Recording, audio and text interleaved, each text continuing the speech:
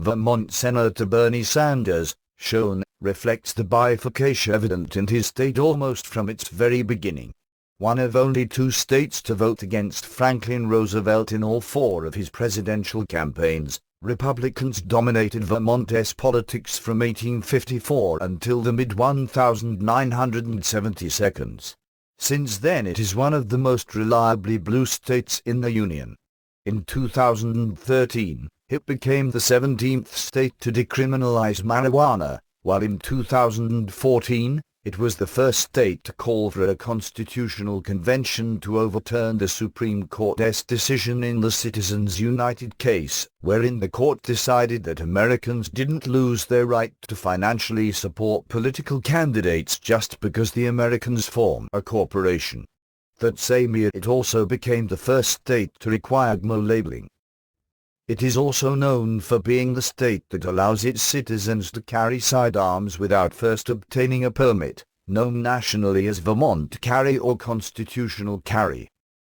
When Sanders, then Burlington, Vermont's mayor, decided to run for the House in 1990 as the state's at-large representative, he declared himself to be independent. With the assistance of the National Rifle Association, NRA, Sanders replaced Republican Peter Smith, who violated his pledge to support the Second Amendment.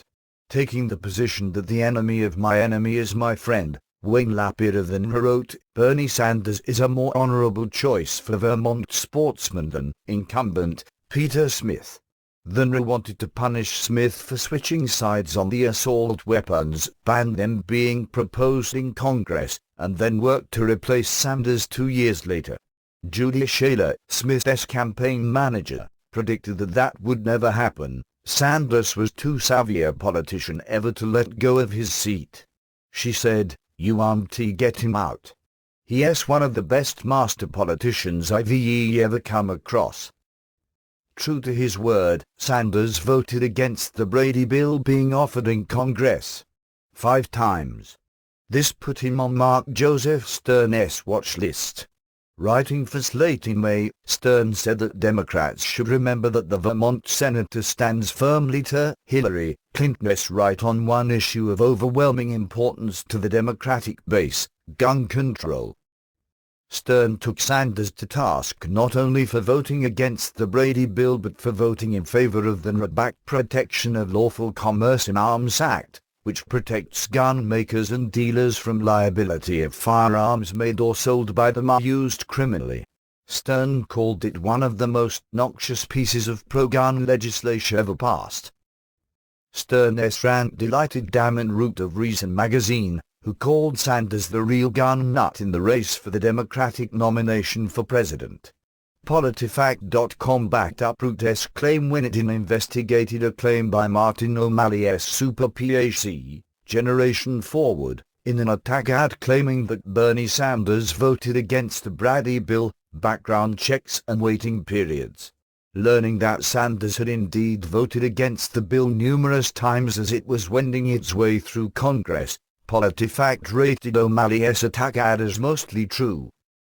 Trying to walk the fine line between his socialist tendencies and his quasi-supported gun rights, he describes himself as a democratic socialist. Sanders has baffled the NRA, which at times has rated him C to F over the years since their initial dalliance in 1990.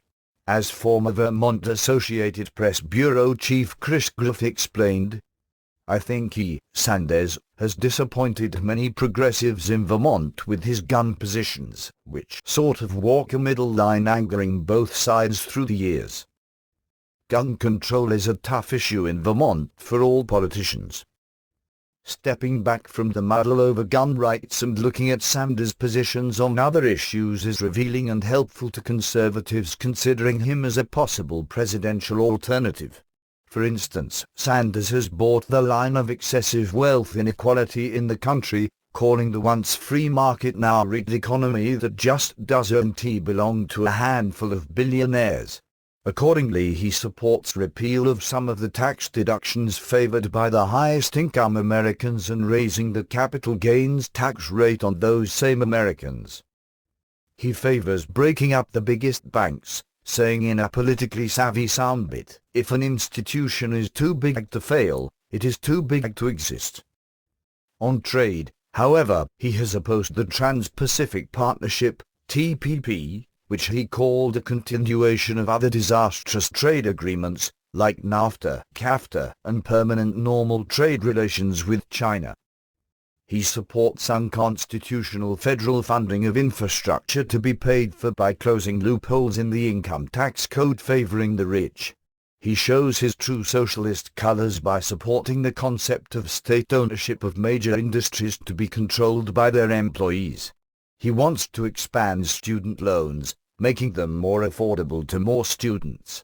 Going further, Sanders favors providing public funding for college students, introducing in May his College for All Act, which would use a 50-cent tax on every $100 of stock trades to fund it. Sanders has bought the green propaganda that global warming is a serious problem and that government needs to do something about it. He co-sponsored, along with California Senator Barbara Boxer, the Global Warming Pollution Reduction Act in 2007, and was rated the Climate Hawks Vote's top-rated senator in the 113th Congress. He wants to eliminate the construction of new nuclear power plants and supports the Disclose Act in response to the Supreme Court's decision in Citizens United. On foreign policy, he tries to straddle that elusive middle ground. Sanders has called the Islamic State of Iraq and Syria, ISIS, a barbaric organization and a growing threat to the United States, but opposes perpetual war in the Middle East to neutralize that threat. On the surveillance state, Sanders remains critical of UNSA, voting against the Patriot Act and all of its renewals, writing in the Wall Street Journal in May, "In my view, UNSA is out of control and operating in an unconstitutional manner. I worry very much about kids growing up in a society where they think I'm not going to talk about this issue, read this book, or explore this idea because someone may think I'm a terrorist. That is not the kind of free society I want for our children." Sanders thinks that Obamacare hasn't gone far enough and looks forward to the day when the sham and the fraud in the program are finally exposed, and a single-payer system is installed in its place. If you are serious about real healthcare reform, the only way to go is single-payer. He wants to interfere further into the economy and the business place by mandating that employers provide paid vacations and paid maternity leave for both parents, with similar grants given to workers diagnosed with cancer or who have other serious health problems. He has co-sponsored a bill that would force employers to grant their employees at least 7 paid sick days a year in the event of a short-term sickness, to take care of routine medical care, or to care for a sick family member. Perhaps the conundrum faced by those trying to label Sanders was best expressed by the potential Democratic presidential nominee himself when he voted in favor of the Rollback Protection of Lawful Commerce in Arms Act, saying, "If somebody has a gun and it falls into the hands of a murderer and the murderer kills somebody with it, do you hold the gun manufacturer responsible? Not any more than you would hold a hammer company responsible if somebody beats somebody else over the head with it." We have millions of people who are gun owners in this country. 99.9% of those people obey the law. I want to see real serious debate and action on guns, but it is not going to take place if we simply have extreme positions on both sides.